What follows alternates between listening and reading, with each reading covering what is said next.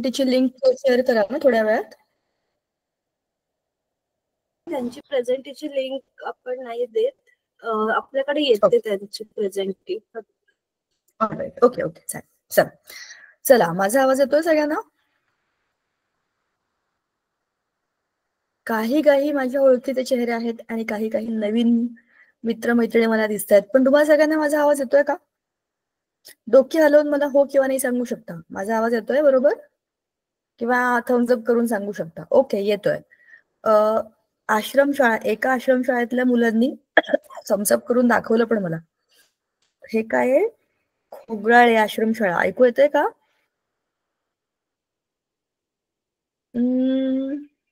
आणि हे काय आहे? सुकालाल चौरे. मुलींनो तुम्हाला माझा आवाज येतोय का?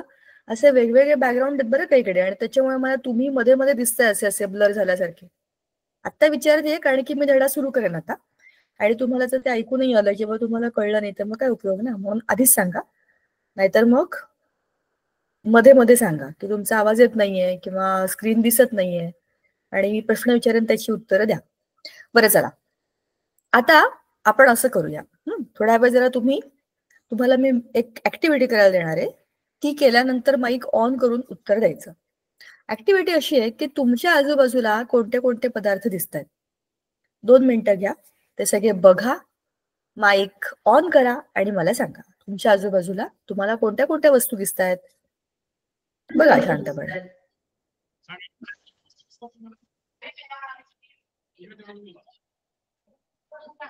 एका शाळेचा माईक ऑन झाला पण सांगा.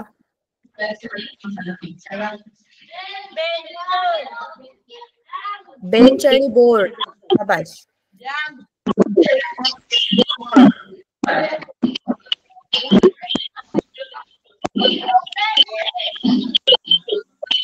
अच्छा ऐका, तुमचं बोलून झालं की माईक ऑफ करा, नाही तर मग इको इको इको ऐकू येईल आणि मग काही नीट समजणार नाही. चेतन पाटील सर तुमचा माईक ऑन आहे पण तुमचं बोलणं ऐकू येत नाही.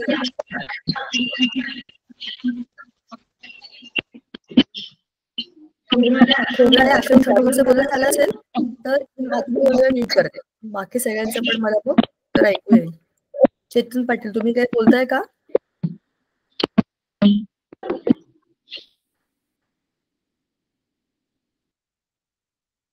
काहीतरी उत्तर देत आहेत बहुतेक, पण आवाज क्लिअर ऐकू येत नाही. ठीक आहे, तुम्ही चॅटबॉक्स मध्ये उत्तरे पण देऊ शकता.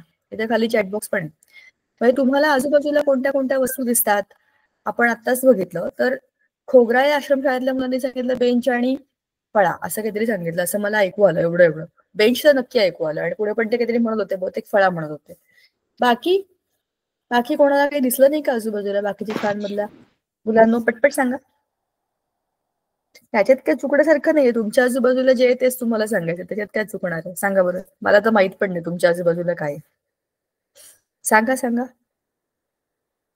किरण बागुल अनम्यूट करा. मुलींनो एकमेकींशी बोलू नका, तुमच्या आजूबाजूला जे काय दिसते पटपट सांगा.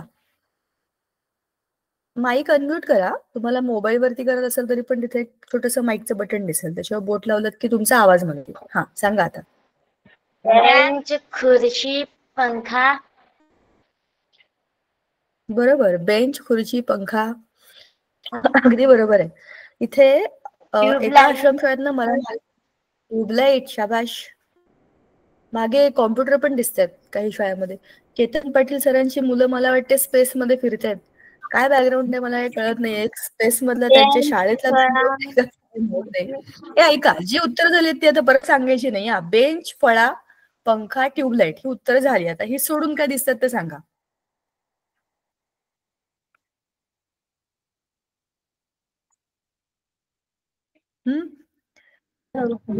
खिडक्या, दरवाजा, बॅग.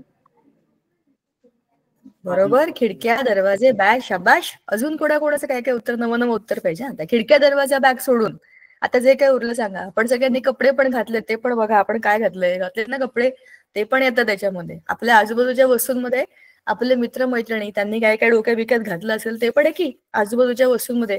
मला दिसतोय ना हेअरबँड घातलाय, रब्बर बिब्बर लावलंय मुलींनी. बरं, अजून मागे एका शाळेमधले कॉम्प्युटर पण दिसतात, आणि एका शाळेत मागे काय आहे बॅकग्राऊंड माहिती नाही, चित्र वाटतं झाडांचं. मुलं दिसत आहेत, कॅम्प्युटर. मी पण दिसते.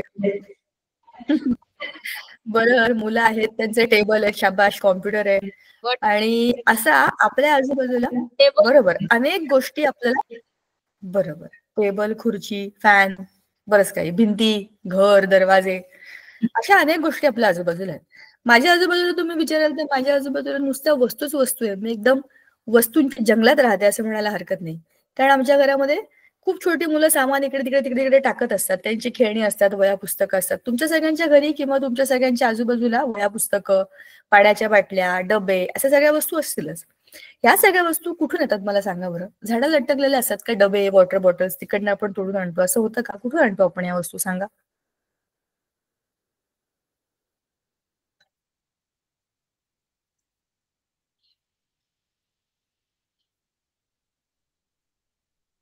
बघा, मी काय प्रश्न विचारला? तुम्ही आता मला ज्या सगळ्या गोष्टींची नावं सांगितली, ह्या सगळ्या वस्तू आपल्याला कुठे मिळतात? तुमच्यापैकी कोणीच असं नाही सांगितलं की मला आजूबाजूला प्रकाश दिसतोय, मला हवा इकडनं तिकडे जाते असं वाटतंय. तुम्ही कोणीही ह्या गोष्टींची नावं घेतलेली नाही.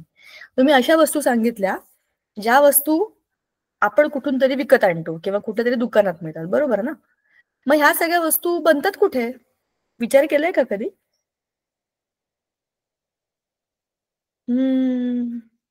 सांगा सांगा सांगा. सुरू झालं तुमच्या डोक्यात उत्तर, मला माहितीये. काय काय काय?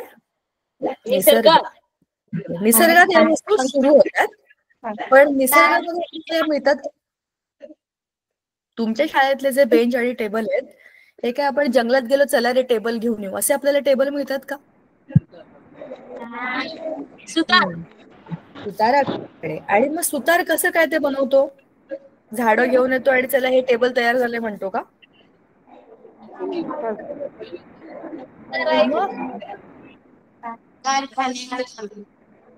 बरोबर, काही वस्तू या कारखान्यामध्ये बनतात, काही वस्तू आपण त्यांच्यामध्ये काही बदल करून आहेत त्या रूपामध्ये त्यांचा फक्त चेहरा मोहरा बदलतो. बघा मी काय म्हणते, आपल्या आजूबाजूला असलेल्या पदार्थांना आपण मानव निर्मित पदार्थ म्हणतो, पण ते मानवानं निर्माण केलेले आहेत का? खरे खरे सगळ्याचा उगम निसर्गात आहे, बरोबर. निसर्गातल्या झाडांकडनं आलेल्या पासून आपण फर्निचर बनवलं, पेन्सिल बनवली, वह्या बनवले, अजून काय काय बनवलं बरं? आजकाल ब्रश पण मिळतात, कंगवे पण मिळतात, सगळं काही लाकडाचं आहे. लाकूड मिळालं कुठून? जंगलातल्या झाडांपासून. झाडं आपण बनवली का? नाही. त्या झाडांचं लाकूड बनवलं का? नाही. त्या लाकडापासून बनणाऱ्या सगळ्या गोष्टी आपण काय म्हणतो? मानव निर्मित गोष्टी आहेत. समजलं? धड्याचं नावच आहे मानव निर्मित पदार्थ, बरोबर. निसर्ग निर्मित पदार्थामध्ये काय काय येतं? हवा, माती, डोंगर, नद्या, बरोबर, प्रकाश.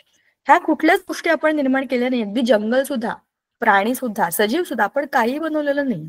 आपण फक्त निसर्गातनं घेतलं, त्याचा चेहरा बदलला, सांगितलं आम्ही बनवलं, पण घेतलं कुठून? निसर्गातनं. मग आपला बेस्ट फ्रेंड कोण आहे? निसर्ग. आणि आपण काय करतो? निसर्गाची हानी. कशासाठी? स्वतःच्या स्वार्थासाठी. त्या सगळ्या वस्तू आपण वाटेल तसे त्यांचे वापर करण्याकरता कंपन्यांमध्ये किंवा इंडस्ट्रीजमध्ये ह्या सगळ्या गोष्टी चेंज करतो आणि त्याच्यापासून खूप सारा कचरा बनवतो आणि काय करतो? प्रदूषण करतो.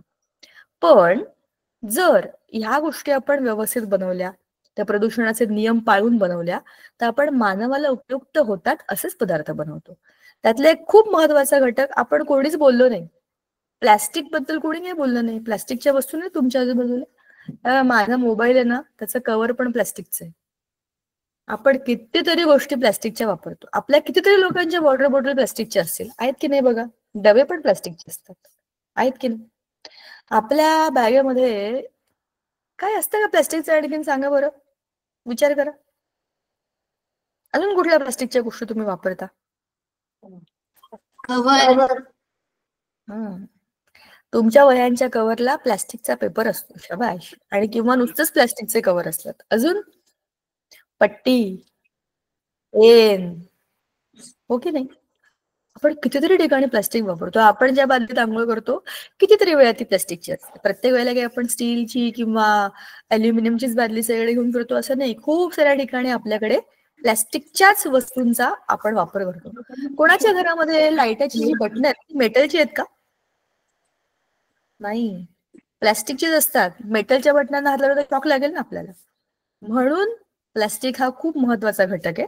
आणि तशाच काच असतील किंवा आपल्या सिमेंट किंवा आपल्या वापरातल्या अनेक ज्या मानवनिर्मित आहेत पण ज्याचा उगम निसर्गात झालाय अशा अनेक मानवनिर्मित पदार्थांचा आज आपण या धड्यामध्ये अभ्यास करणार आहे. सुरुवातीला आपण एक व्हिडिओ बघूया आणि मग पुढे जाऊया. की ना तुम्हाला विचारेन तुम्हाला आवाज येतोय का, तेव्हा मला हो किंवा नाही सांगा, कोणतरी एकाने सांगा, कारण की व्हिडिओच्या वेळेला मी कॅमेरा ऑफ करेन. स्पीकर त्याला आपण कनेक्ट करू म्हणजे आवाज येईल.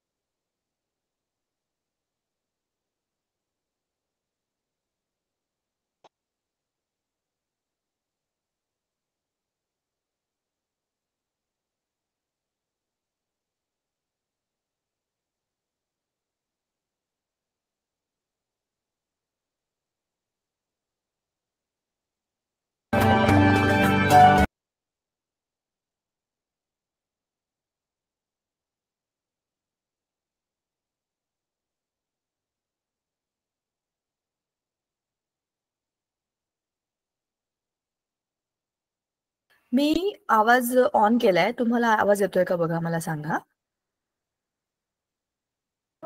हो. आला होता का आवाज? ओके ओके, तर मी व्हिडिओ सुरू करते बघा.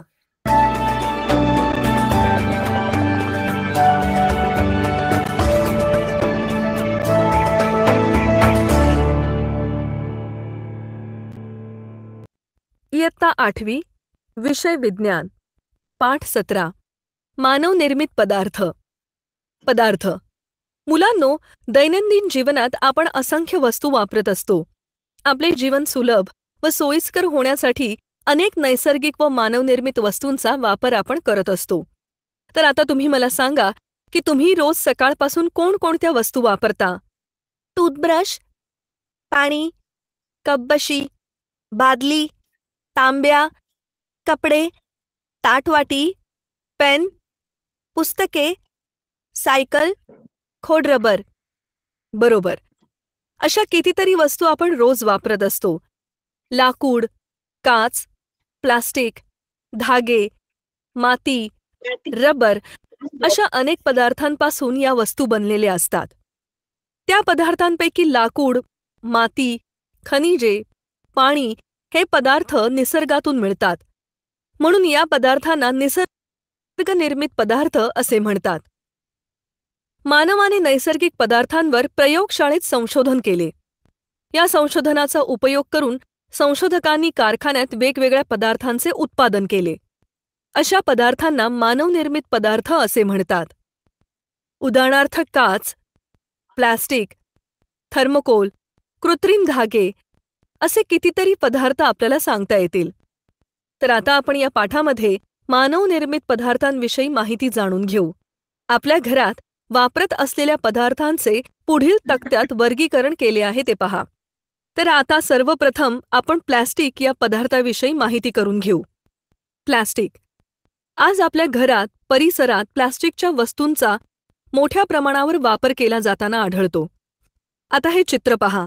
या चित्रामध्ये दिसत असलेल्या वस्तू आपण नेहमीच वापरत असतो. मग प्लास्टिक म्हणजे नेमके काय?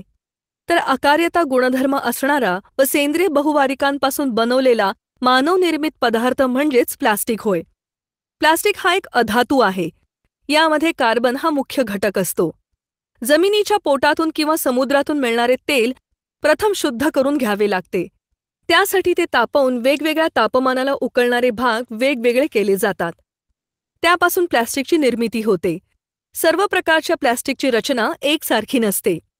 काही प्लास्टिक रचनेने चक्राकार तर काही रेखीय असते.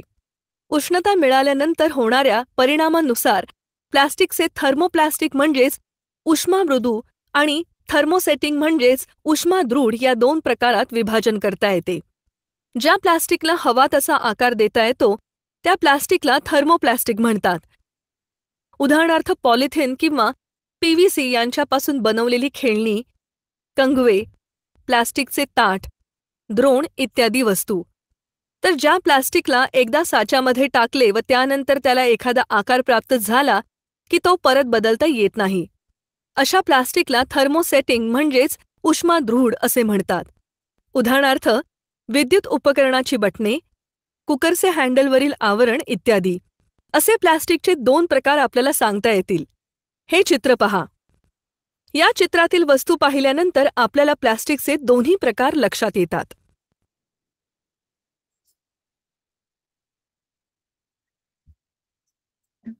व्हिडिओ बघितला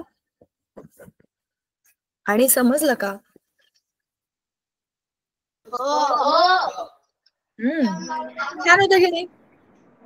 छान होतं ना. आपण ज्या धड्याबद्दल बोलणार आहोत त्याच्याबद्दलची सगळी माहिती आपल्याला त्या व्हिडिओ मध्ये समजली.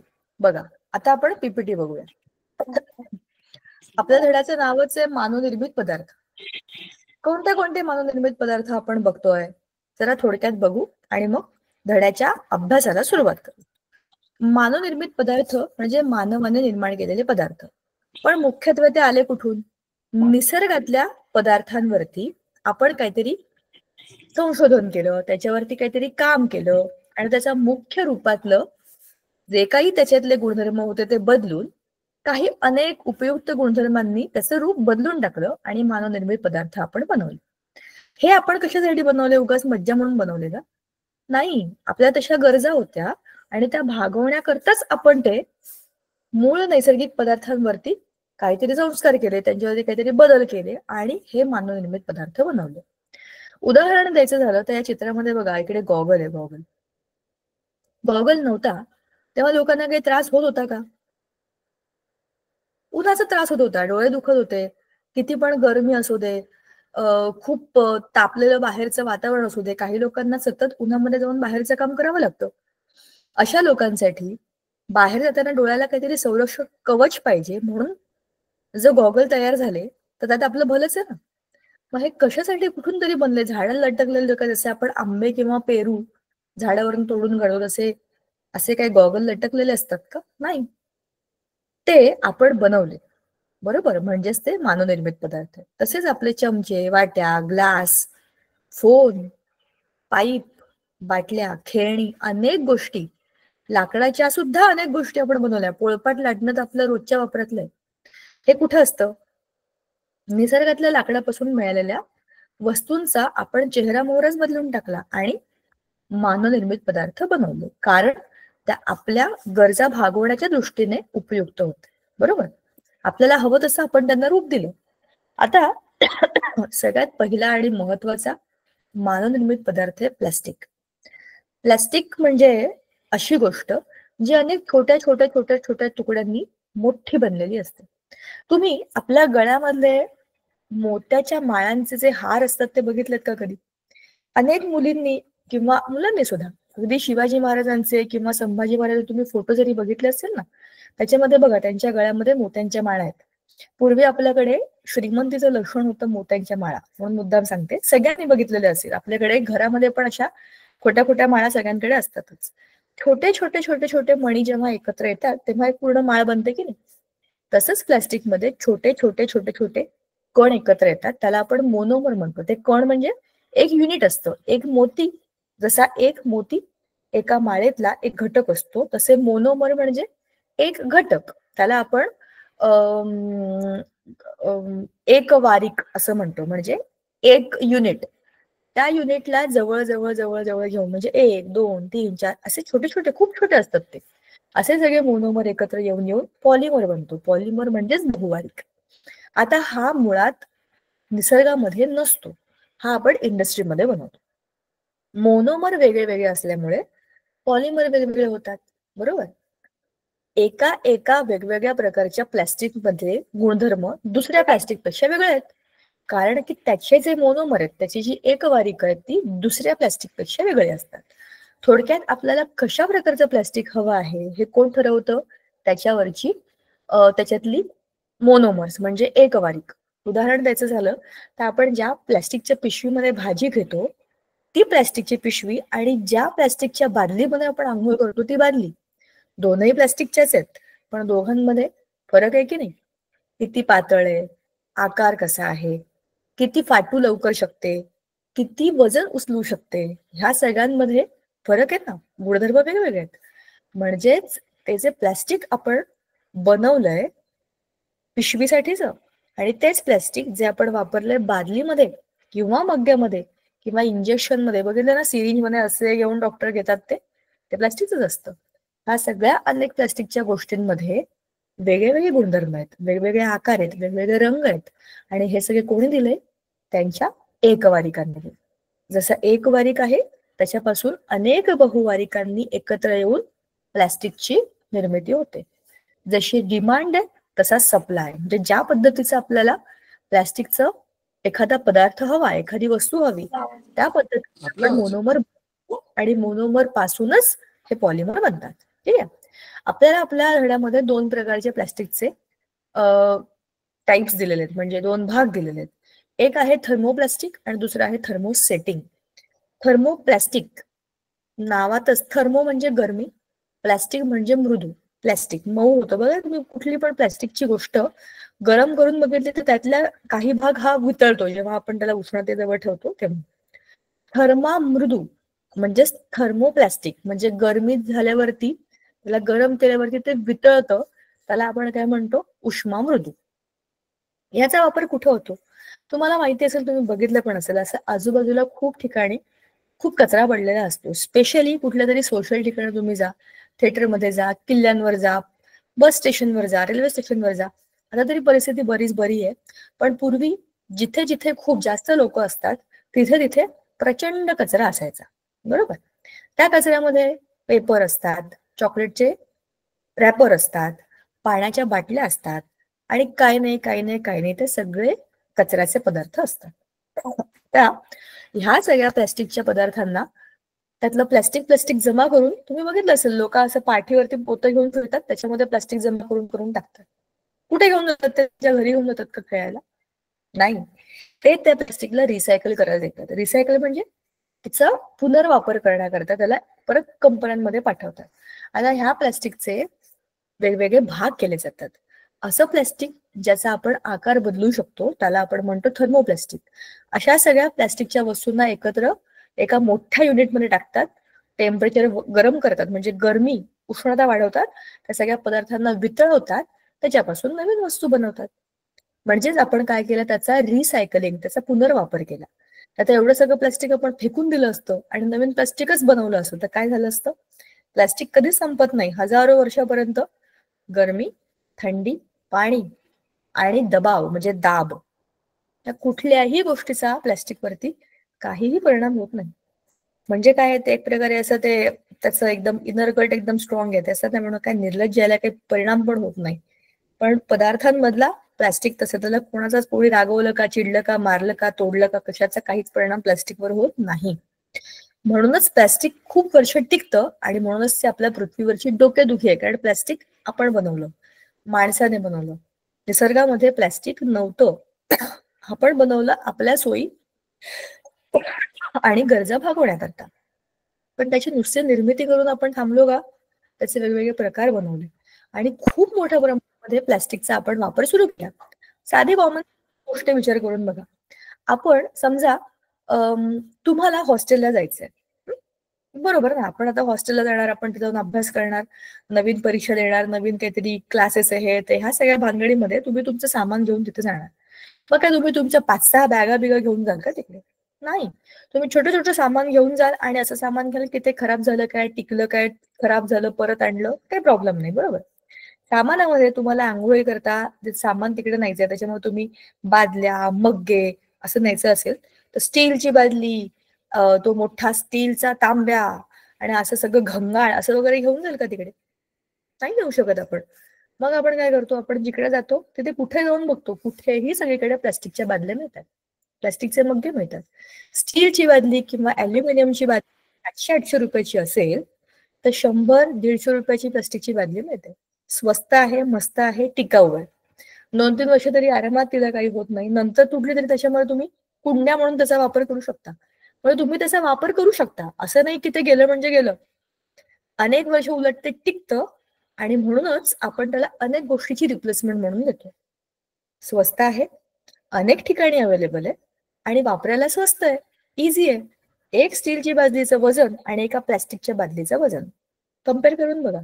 ज्यांच्या घरामध्ये खूप म्हातारी माणसं आहेत आणि ज्यांना स्वतःचं काम स्वतः करायची हौस असते, असे खूप घरामध्ये खूप म्हातारे आजी आजोबा असतात, त्यांना स्वतःचं सगळं स्वतःच करायचं असतं. पण ऑब्व्हियसली वयोमानाप्रमाणे ते खूप म्हातारे झालेले असतात, त्यांना जड वस्तू उचलता येत नाहीत. मग त्याने स्टीलची बादली उचलायची का प्लॅस्टिकची उचलायची? सांगायचा मुद्दा, सगळ्यांच्या सोयीसाठी आणि उपयुक्ततेसाठी अशा पद्धतीच्या अनेक प्लास्टिकच्या वस्तू आपणच बनवलेल्या आणि त्यातला एक प्रकार आहे ज्याला आपण पुनर्वापराकरता घेतो, तो आहे थर्मोप्लास्टिक. त्याला आपण म्हणतो उष्मामृदू. पण दुसरा एक भाग असा आहे प्लास्टिकचा जो एकदम स्ट्रॉंग आहे, rough and tough. Indian army कशी आपली, त्याला काय पण करा, काही टेन्शन नाही आपल्याला. तसं आहे थर्मोसेटिंग प्लास्टिक. म्हणजे काय? थर्मोसेटिंग म्हणजे एकदा ते बनलं की बनलं. जसं आपलं मत असतं, एखाद्या माणसाबद्दलचं मत बनलं की बनलं. काय किती पण सांगा, तर ती चांगली मुलगी आहे, तिशी भांडू नको, असं होतं कधी कधी. मैत्रिणींमध्ये भांडणं होतात, नाही मला तिचं पटत नाही म्हणजे नाही, असं जे आहे ते आहे थर्मोसेटिंग म्हणजे उष्माद्रुढ. म्हणजे काय की ह्या प्लास्टिक मध्ये काय होतं, एक मिनिट, ह्या प्लास्टिक मध्ये एकदा आकार दिला की काय होतं, तो आकार बदलला जात नाही.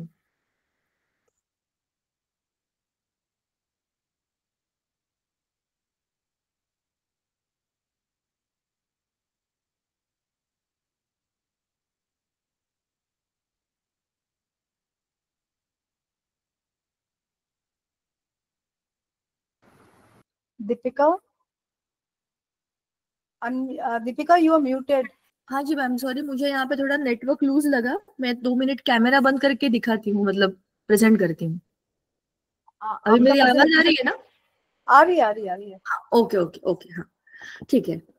तर तर अशा प्रकारे दुसऱ्या प्रकारचं जे प्लास्टिक असतं ज्याच्यामध्ये आपण काही करू शकत नाही, एकदा ते बनलं की बनलं. बघा, हे थर्मोसेटिंग वाला प्लास्टिक आपण म्हणतो. आता प्लास्टिकचे गुणधर्म आपण मगाशीच बघितले. प्लास्टिक गंजत नाही, त्याचं विघटन होत नाही. हवेतील आर्द्रता म्हणजे काय, मॉइश्चर, ह्युमिडिटी, उष्णता, पाऊस यांचा परिणाम सहजासहजी त्याच्यावरती होत नाही. बरं, प्लास्टिकला आपण अनेक रंग देऊ शकतो. हिरव्या रंगाचं, पिवळ्या रंगाचं, लाल रंगाचं, ऑरेंज कलरचं, असे अनेक प्लास्टिकचे पेनही आपल्याकडे असतात. का बरं? रंगीबेरंगी असतं, छान आकर्षक दिसतं त्याच्यामुळे. आकार्यता, अनेक वेगवेगळ्या आकाराच्या वस्तू एकट्या प्लास्टिक पासून बनतात. कचऱ्यातच बघा ना, काय काय कुठे आहेत ट्रे आहेत, कुठे झाकण आहेत, कुठे बाटल्या आहेत, कुठे काय हँड ग्लोव्ज आहेत. ते काय आपण पेट्रोल त्यातनं गाळतो की नाही, त्याची ती फनेल आहे. आणि ह्या तेलाच्या कॅन आहेत. काय नाही आहे प्लास्टिक पासून, काय नाही बनत, सगळंच बनतं. आकार्यता हा खूप महत्वाचा गुणधर्म आहे, त्याच्यामध्ये आपण त्यांना आकार देतो. आणि उष्णता आणि विद्युतचा दुर्वाह, ते उष्णता आणि दुर्वाहक कसला आहे, विद्युत म्हणजे हीट आणि इलेक्ट्रिसिटीचा बॅड कंडक्टर आहे. शिवाय ते वजनाने हलकं असतं आणि त्याचा कॉस्ट म्हणजे त्याची किंमतही कमी असते. म्हणून प्लास्टिक हा खूप महत्वाचा मानवनिर्मित पदार्थ आहे. आता पॉलिव्हिनाइल क्लोराईड आणि त्याच्यापासून पाईप, बाटल्या, विद्युत वाहक तारांची आवरणे ह्या वस्तू बनतात. आपण जे 2 भाग बघितले, थर्मोप्लास्टिक आणि थर्मोसेटिंग, कशापासून काय बनतं? थर्मोप्लास्टिक पासून ह्या सगळ्या गोष्टी बनतात. बघा, पीव्हीसी पाईप असं ऐकलं असेल बघा तुम्ही कुठेतरी. हे काय आहे? पीव्हीसीचा फुल फॉर्म आहे पॉलिव्हिनाइल क्लोराईड. पी म्हणजे पॉली, व्ही म्हणजे विनाइल, क्लोराईड म्हणजे सी. पॉलिव्हिनाइल क्लोराईड हे एक प्रकारचं पॉलिमर आहे. त्याच्यामधनं काय काय बनलं? पाईप. कसले पाईप रे? पाण्याचे पाईप, बाटल्या, विद्युत वाहक तारांची आवरणं. आपल्या घरामध्ये जे काही, आपल्या घरामध्ये किंवा शाळेमध्ये जी काही बटन आहेत बघा, त्या बटनांच्या मागे खूप साऱ्या तारा असतात. तुम्ही बघितलं असेल, पंखे किंवा लाईटचे स्विच जेव्हा जॉईन करतात तर त्या लाल, पिवळ्या, निळ्या रंगाच्या प्लास्टिकच्या तारा असतात, बरोबर ना? पण प्लास्टिक मधनं लाईट जातो का, इलेक्ट्रिसिटी जाते का? काय वाटतं तुम्हाला, सांगा बरं मला. इलेक्ट्रिसिटी जी आपल्या पंख्यामध्ये, लाईटामध्ये, टीव्ही मध्ये, मोबाईल चार्जरमध्ये येते ती प्लॅस्टिकच्या असतात ना, त्या वायरी बघितल्या असेल तुम्ही. माझ्या घरामध्ये पण मला दिसतात प्लॅस्टिकच्या वायरी, ट्यूबलाईटच्या बाजूलाच असते. त्या प्लॅस्टिकच्या वायरीमधनं इलेक्ट्रिसिटी जाईल का, सांगा बरं मला.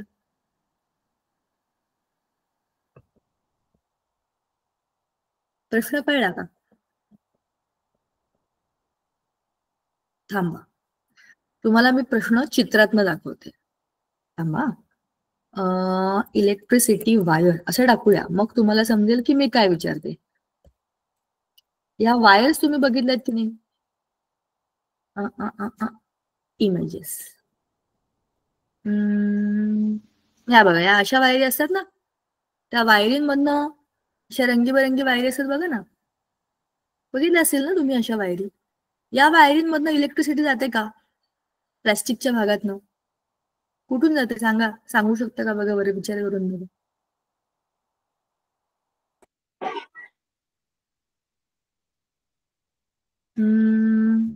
हे एकदम परफेक्ट चित्र आहे. आपण आकाश कंदील लावतो ना, अशाच असतात ना प्लॅस्टिकच्या सगळ्या वायरी आपण घेतो बघा, त्या जोडलेल्या असतात. मग कशात इलेक्ट्रिसिटी जाते सांगा?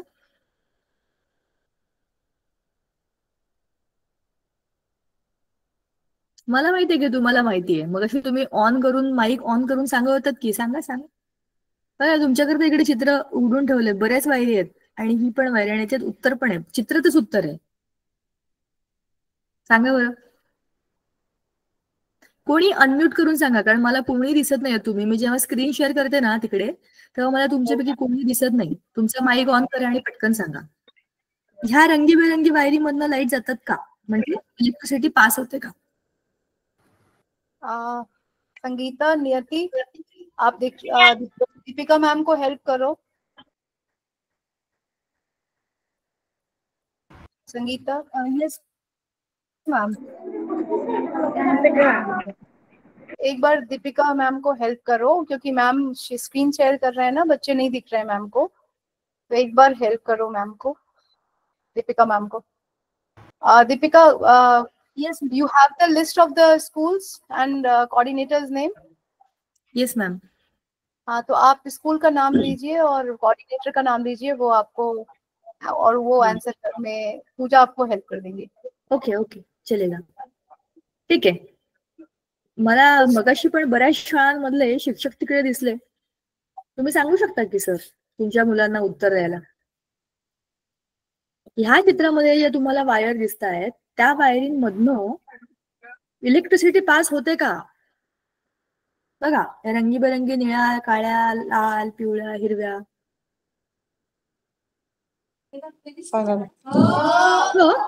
प्लास्टिकच्या वायरिंगमधनं इलेक्ट्रिसिटी पास होते.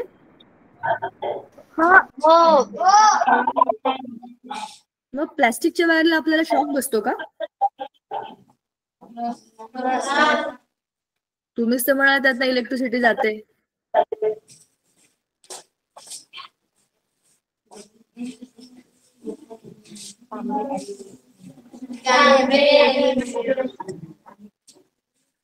काय?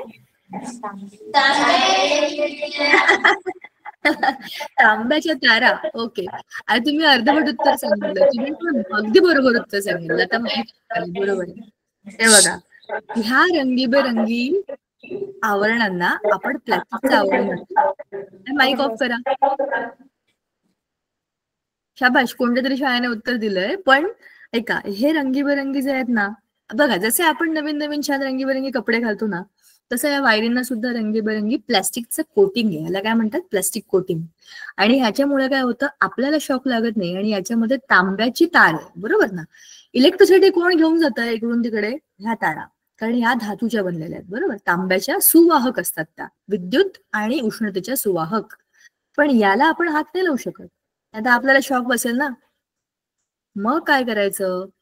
फक्त विद्युत प्रवाह व्हायला पाहिजे, पण आपल्याला काही नाही व्हायला पाहिजे. म्हणून तांब्याच्या तारांच्या वरच्या बाजूला हे जे प्लास्टिकचं आवरण असतं, हे कसलं असतं? एका विशिष्ट पद्धतीच्या प्लास्टिकचं. कसलं? Polyvinyl chloride, PVC. कळलं का आपण कशाबद्दल हे सगळं बोललो? पीव्हीसीचा वापर पाईप, बाटल्या आणि विद्युत वाहक तारांची आवरण. मग नंतर आहे पॉलिस्टायरीन किंवा पॉलिस्टिरीन, पीएस, विद्युत उपकरणांचे उष्मारोधक. विद्युत उपकरणं म्हणजे जी उपकरणं लाईटाचं काम करतात त्यांचे उष्मारोधक, म्हणजे त्यांच्यामुळे होणाऱ्या गरमीला तिकडेच थांबवायचं, नाहीतर उष्णतेमुळे त्या सगळ्या वस्तू खराब होतात. बघा, जसं की आपला फ्रीज असेल, फ्रीजमध्ये वस्तू थंड होतात, पण इलेक्ट्रिसिटीमुळे आपला फ्रीज तापतो. तुम्हाला सगळ्यांना अनुभव आला असेल, स्पेशली उन्हाळ्यामध्ये, जेव्हा आपण त्याचं टेम्परेचर कमी करतो, म्हणजे त्याला थंड जास्त लवकर व्हावं म्हणून टेम्परेचर कमी केलं की काय होतं, जास्त इलेक्ट्रिसिटी तो कन्झ्युम करतो, म्हणजे काय करतो, लवकर तापतो. मग तापला की काय होईल, एक तर आपल्याला चटका बसेल किंवा आपलं फ्रीज खराब होऊन जाईल. पण तो तसा होऊ नये म्हणून त्याच्यावरती उष्मारोधक भाग लावलेले असतात. असे काही स्पेशल भाग असतात. मागच्या बाजूला जिकडे आपलं फ्रीजचं सगळं काय बरं म्हणतात, मोठी एक अशी गोष्ट लपलेली आहे, सगळं सिक्रेट फ्रीजचं काम करण्याचं सगळं मागच्या बाजूला असतं. तिकडे हे सगळे उष्मारोधक भाग लावलेले असतात. त्याच्यामुळे काय होतं, ते गरम होत नाही आणि आपला फ्रीज बरीच वर्ष टिकतो. सीडी कव्हर, सीडी म्हणजे एक अशी गोष्ट होती जी आमच्या लहानपणी यायची, त्याच्यामध्ये गाणी बिणी लावायची. आजकाल सगळं मोबाईलवर लागतं, पण पूर्वीच्या काळी सीडी नावाची एक गोष्ट होती. अशा गोल गोल चकत्या होत्या आणि त्याच्यामध्ये पिक्चर असायचे, फोटो असायचे, व्हिडिओ असायचे.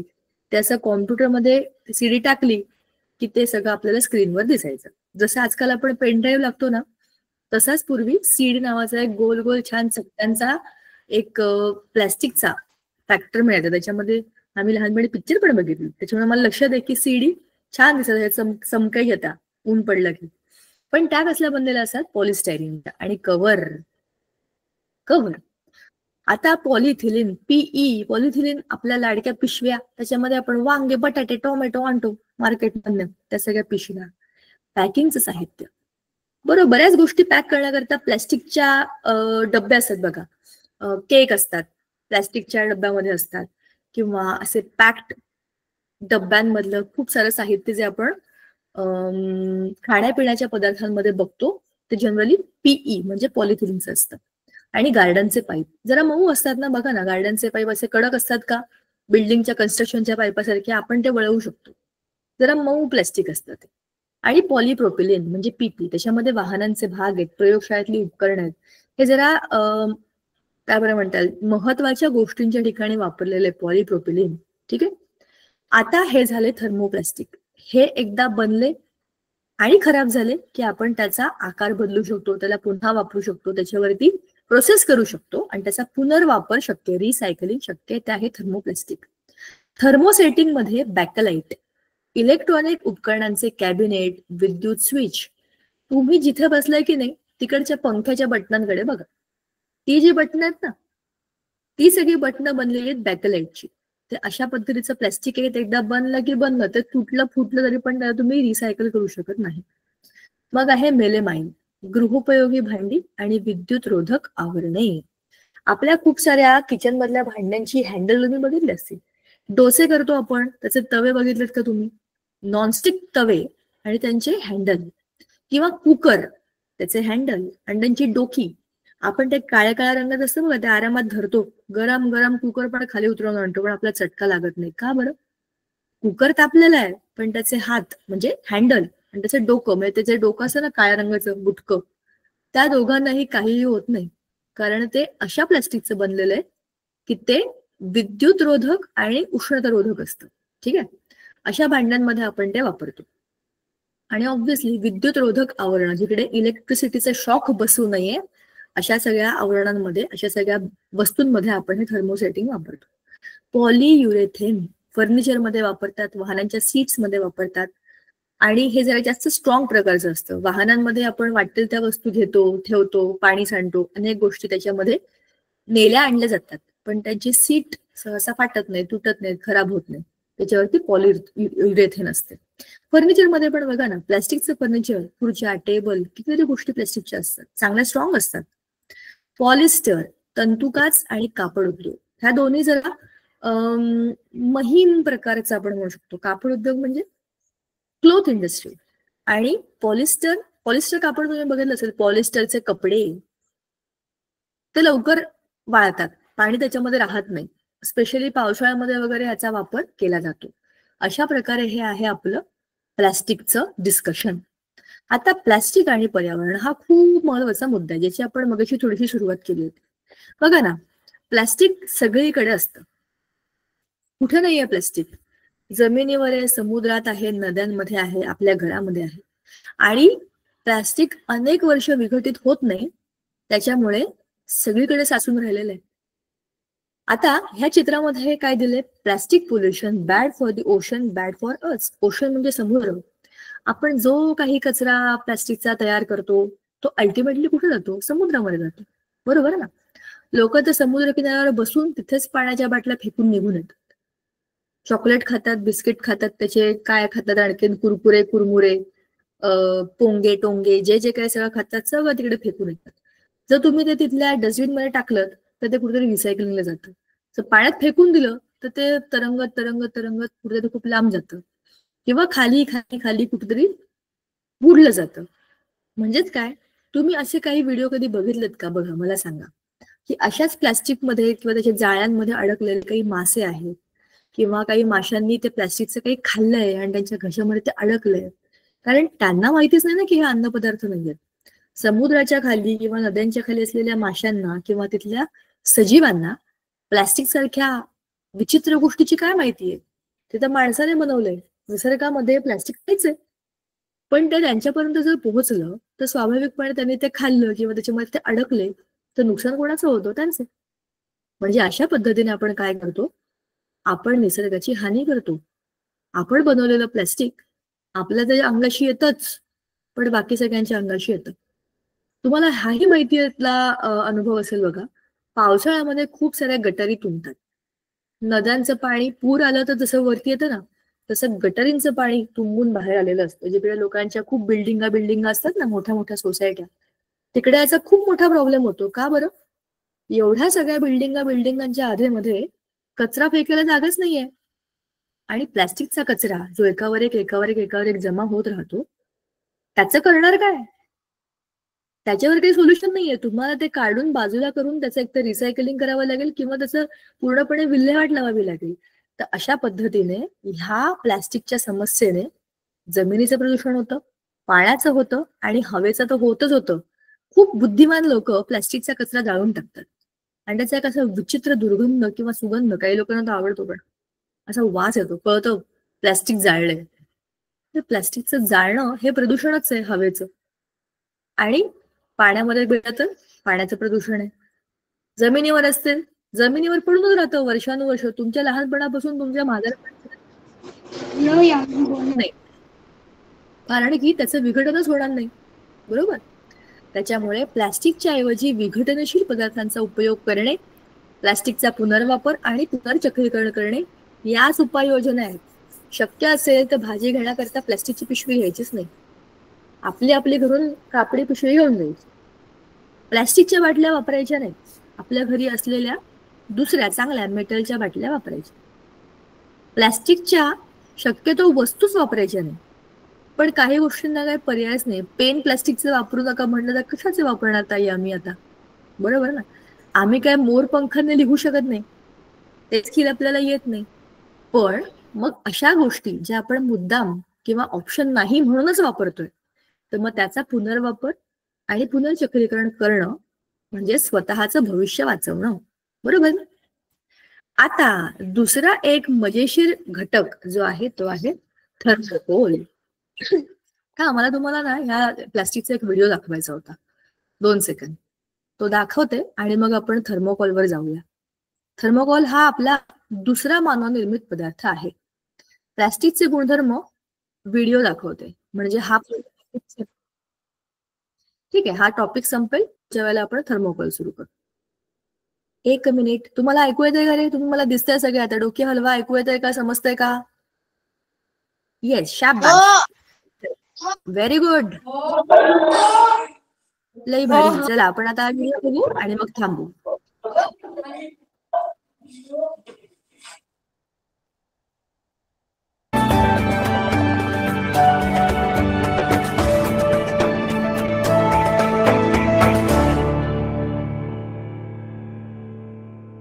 प्लास्टिकचे गुणधर्म.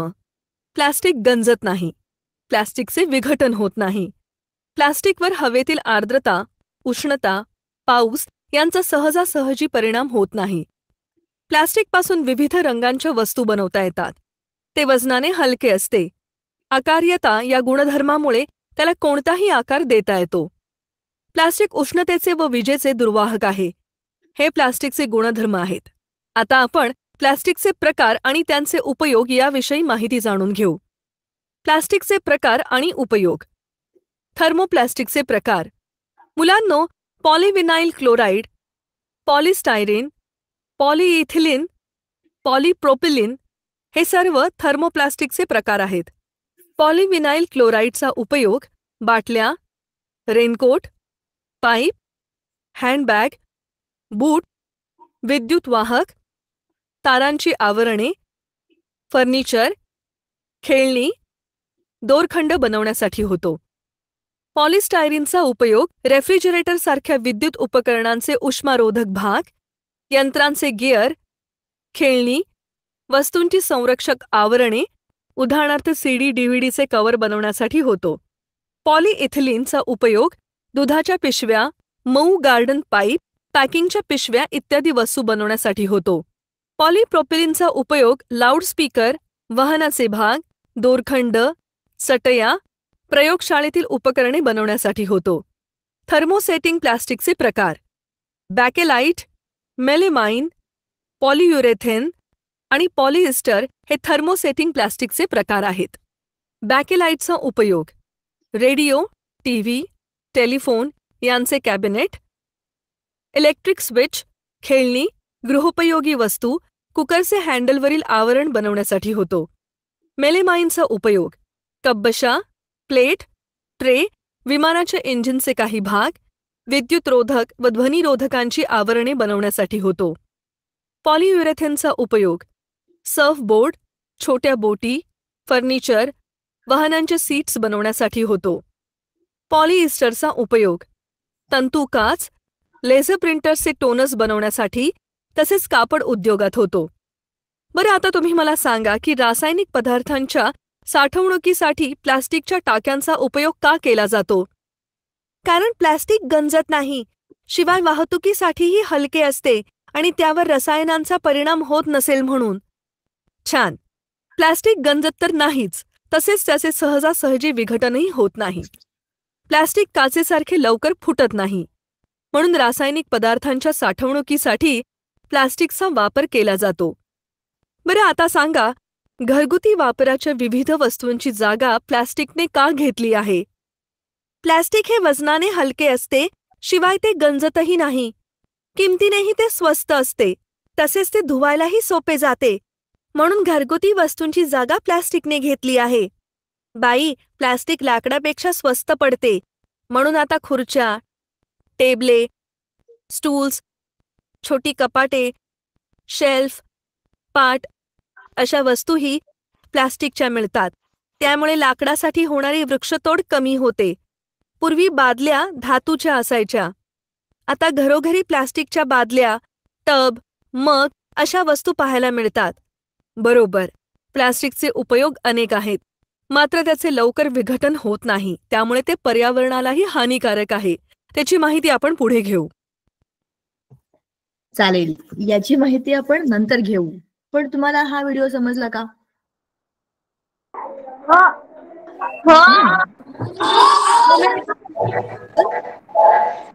अशा पद्धतीने, अशा रीतीने या ठिकाणी आपला एक पहिला धड्याचा भाग प्लास्टिक संपलेला आहे. तुम्हाला हा कळला असं मला वाटतं. तुम्ही चांगली उत्तरं दिली आणि छान व्हिडिओ बघून आपण जो मुद्दा मांडला होता तो तुम्हाला नीट समजला असेल. आपण PPT मध्ये पण तशा गोष्टी डिस्कस करू. पुढच्या वेळेला आपण थर्मोकॉल बद्दल चर्चा करू आणि बोलू. वेळ मिळाला तर वेळा वाचून ठेवा आणि पुढच्या वेळेला आपण गप्पा तेव्हा प्रश्नांची उत्तर द्या. तुम्हाला समजलं का?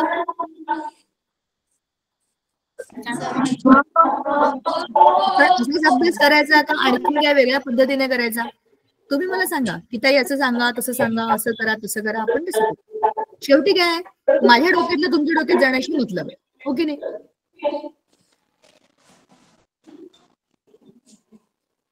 चला भेटूया पुढच्या वेळेला. बाय.